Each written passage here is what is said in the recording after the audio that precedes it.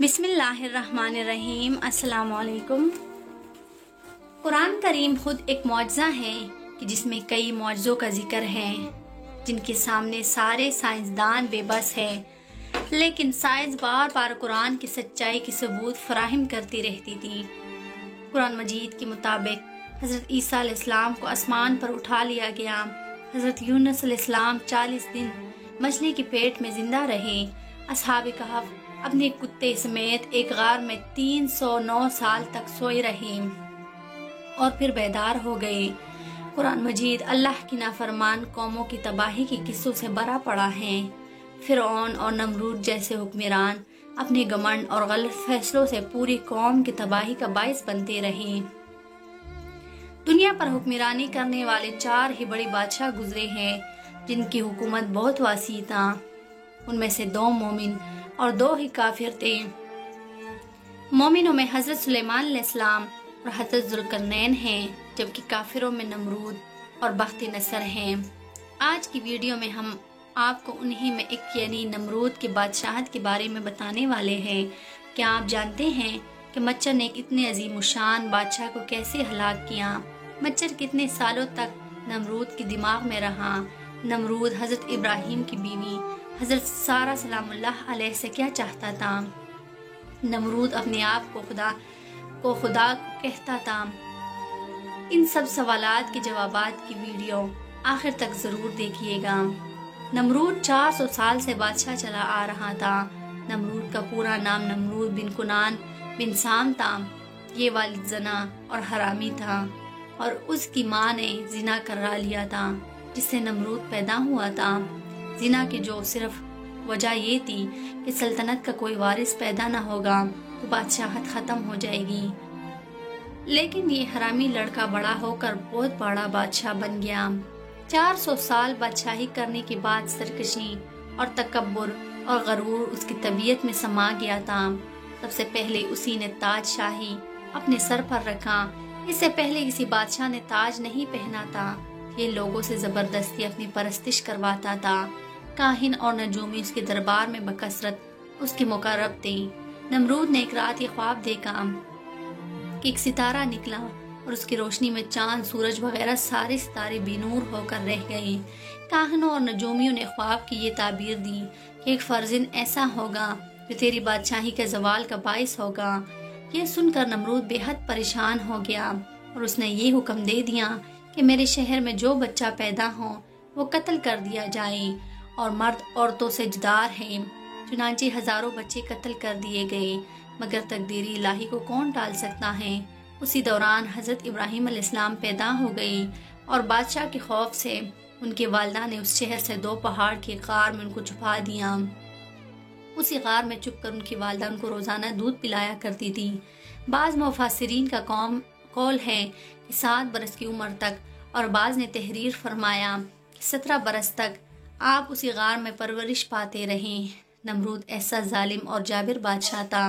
اس نے اپنی سلطنت میں قانون بنا دیا کہ خوراک اور غلہ صرف اسی کو ملے گا جو مجھے خدا مانے گا۔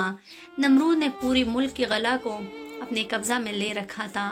خوراک صرف اسی کو ملتی تھی جو اس کو خدا مانتا تھا۔ ایک دن حضرت ابراہیم علیہ السلام بھی غلہ لینے کے لیے نمرود کے دربار میں پہنچ گئے۔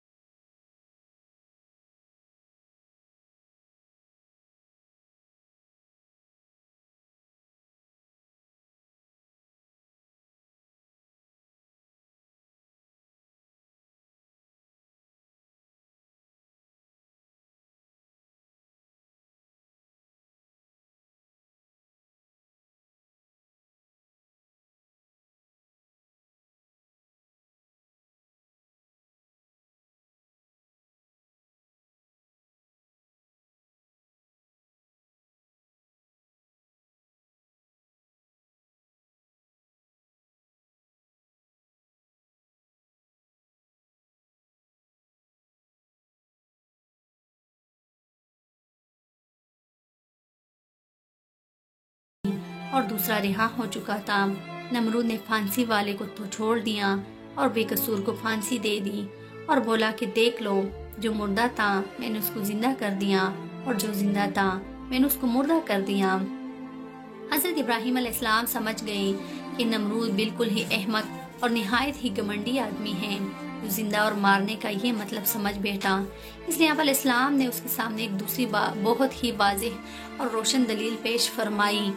چنانچہ آپ علیہ السلام نے ارشاد فرمایا کہ اے نمرود، میرا رب وہی ہے جو سورج کو مشرق سے نکالتا ہے، اگر تو خدا ہے تو ایک دن سورج کو مغرب سے نکال دی۔ حضرت ابراہیم علیہ السلام کی یہ دلیل سن کر نمرود حیران رہ گیا اور کچھ بھی نہ بول سکا۔ اس طرح یہ مناظرہ ختم ہو گیا۔ حضرت ابراہیم علیہ السلام اس مناظر میں فتح مند ہو کر دربار سے باہر تشریف لائی اور توحید الہی کا فیضان فرمانا شروع کر دیا۔ قرآن مجید نے اس منظر کی روادان لفظوں میں بیان فرمائی کہ جس کا ترجمہ ہے کہ اے محبوب، کیا تم نے نہ دیکھا تھا اسے جو ابراہیم علیہ السلام سے جھگڑا، اس کے رب کے بارے میں اس پر کی، اللہ تعالیٰ نے اسے بادشاہت دی، جبکہ ابراہیم علیہ السلام نے کہا کہ میرا رب وہ ہے کہ جلاتا ہے اور مارتا ہے، بولا میں جلاتا اور مارتا ہوں۔ ابراہیم علیہ السلام نے فرمایا تو اللہ سورج کو لاتا ہے مشرق سے تو اس کو مغرب سے لے آؤ۔ ہوش اڑ گئی قافلے کی اور اللہ راہ نہ دکھاتا ظالموں کو۔ ایک قول ہے کہ اس ظالم بادشاہ کے پاس اللہ نے ایک فرشتہ بھیجا، اس نے آ کر اسے توحید کی دعوت دی لیکن اس نے قبول نہ کی، دوبارہ دعوت دی لیکن انکار کیا، تیسری مرتبہ اللہ کی طرف بلایا لیکن پھر بھی یہ منکر ہی رہا۔ اس بار بار کے انکار کے بعد فرشتے نے اسے کہا اچھا تو اپنا لشکر تیار کر، میں بھی اپنا لشکر لے کر آتا ہوں۔ نمرود نے بڑا لشکر تیار کیا اور زبردست فوج کو لے کر سورج نکلنے کے میدان میں آ پہنچا۔ ادھر اللہ تعالیٰ نے مچھروں کا ایک دروازہ کھول دیا، بڑے بڑے مچھر اس کثرت سے آئے کہ لوگوں کو سورج بھی نظر نہ آتا تھا۔ اللہ تعالیٰ کی یہ فوج نمرودیوں پر گری اور تھوڑی دیر میں ان کا خون تو کیا، ان کا گوشت پوست سب کھا گئی اور ساری کی ساری یہیں ہلاک ہو گئی، ہڈیوں کا ڈھانچہ باقی رہ گیا۔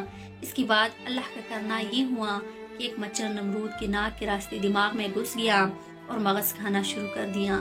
درد کی شدت سے نمرود پاگل ہونے لگا اور اس نے اپنی تکلیف ختم کرنے کے لیے سر پر ڈنڈے لگوانا شروع کر دیے۔ خدا کی قدرت کی جب سر پر ڈنڈا مارتا مچھر کاٹنا چھوڑ دیتا اور جب ڈنڈا نہ پڑتا تو کاٹنا شروع کر دیتا۔ کیفیت یہ ہو چکی تھی کہ جو شخص نمرود کے سر پر زوردار چپت لگاتا وہ اس کا ہمدرد کہلاتا۔ یوں ڈنڈے پڑتے پڑتے اور چپت لگتے لگتے 400 سال گزر گئی اور نمرود بلا آخر ذلیل و رسوا ہو کر مر گیا۔ دوستوں، اللہ تعالیٰ ہی کی وہ پاک ذات ہے